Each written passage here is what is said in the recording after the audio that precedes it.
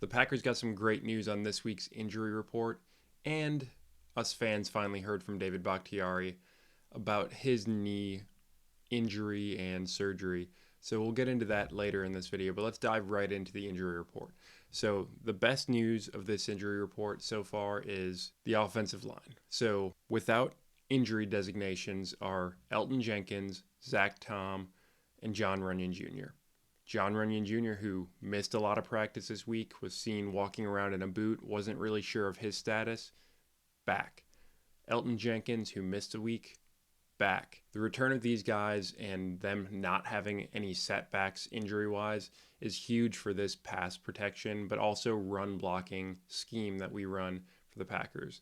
So we saw last week how we just got torched in the trenches on both sides of the ball, really, but in particular on the offensive side. So having those guys back is huge for the Packers, and especially for Jordan Love, who did not do great with that pressure early in the Detroit game. But unfortunately, we do have two guys that are going to miss the game without question, and that is Devondre Campbell at linebacker and Zane Anderson, who we still haven't seen suit up really for the Packers yet.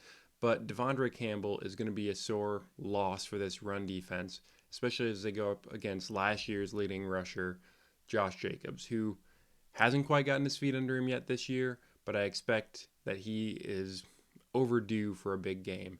So that'll be a sore miss on the defensive side. Also questionable on the defensive side is Jaire Alexander, Rudy Ford, and Eric Stokes. Jaire Alexander, I'm expecting is going to play. He's almost come out and said it. He really doesn't want to miss an opportunity to go up against Davante Adams, his old, sparring mate in practice. But Rudy Ford, hopefully he'll be able to get back. And then the one that's a little bit of a surprise is Eric Stokes. But I won't be surprised if he actually does play in this game, and here's why. The medical staff still waiting on to make sure that it was okay to get out there. Oh, no, we were just waiting till the 4 weeks over with and all that stuff and all that, and then we would just go take it off from there because I tweaked my hamstring and then some other little stuff happened, so it was just like a little fallback and all this little stuff, so just a slow process.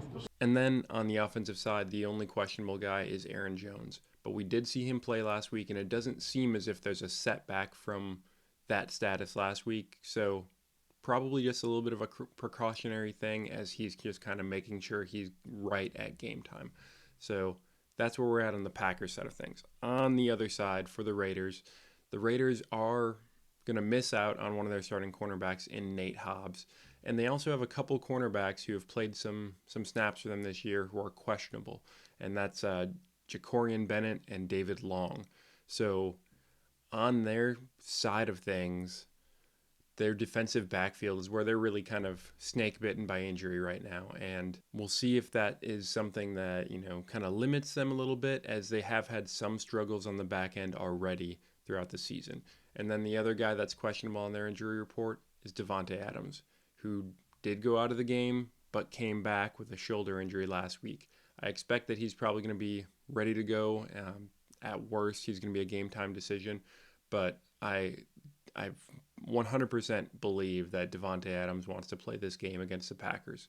And then notables who came off of the injury report for them are Jimmy Garoppolo, who was out last week with a concussion, and then Max Crosby, who played but was listed with a knee designation earlier in the week. And like I said, we did finally hear from David Bakhtiari, as Matt LaFleur alluded to early in the week, that he wanted to kind of deliver that message. And he gave us some details about what the specifics are of what they're trying to do with his knee injury and why he's actually going to need a second surgery. So I'll just go back to the beginning. December 31st, 2020, tore my knee in practice. Ended up being a ACL, a little bit of my lateral meniscus. Like, I think I think it was like they took out like 10, 15%. Nothing big on that. The issue came from my lateral femur. I took out some cartilage, and that is where we're at today, dealing with that. Now, going through the process, that's why I kept saying it's never been about my ACL, it's never been about that. Everything's always been good.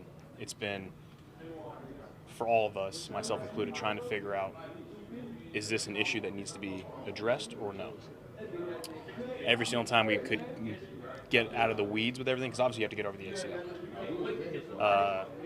we hit that, and then other things came up, scar tissue, so we have to go in and clean it out. And then there's atrophy with that. So the ability to truly assess, is that a problem? Now fast forwards us to where we are today. Because obviously I had a couple clean outs. We couldn't tell. Now, at this point, finally, my breather was, in the off season, I'm able to actually have strength in my leg. Now we're at a point now where it's clearly evident that that's the issue, and it's unfortunate. I hate it. I know the club hates it.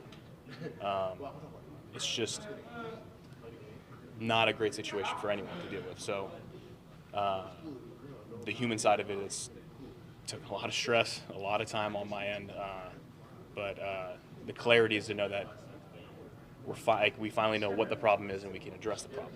He did go on to say that he does want to play and he wants to play for the Packers again, so hopefully he can get everything right and he'll be good to go for 2024. But like I said, I think the biggest news is this offensive line for the Packers, the fact that they're getting some health back. Also noteworthy is that Christian Watson was not listed with the designation at all. He was limited throughout practice all week, but it's a good sign that he's not on the injury report at all, and I expect him to come out and have a big day against this Raiders, who are banged up in the secondary.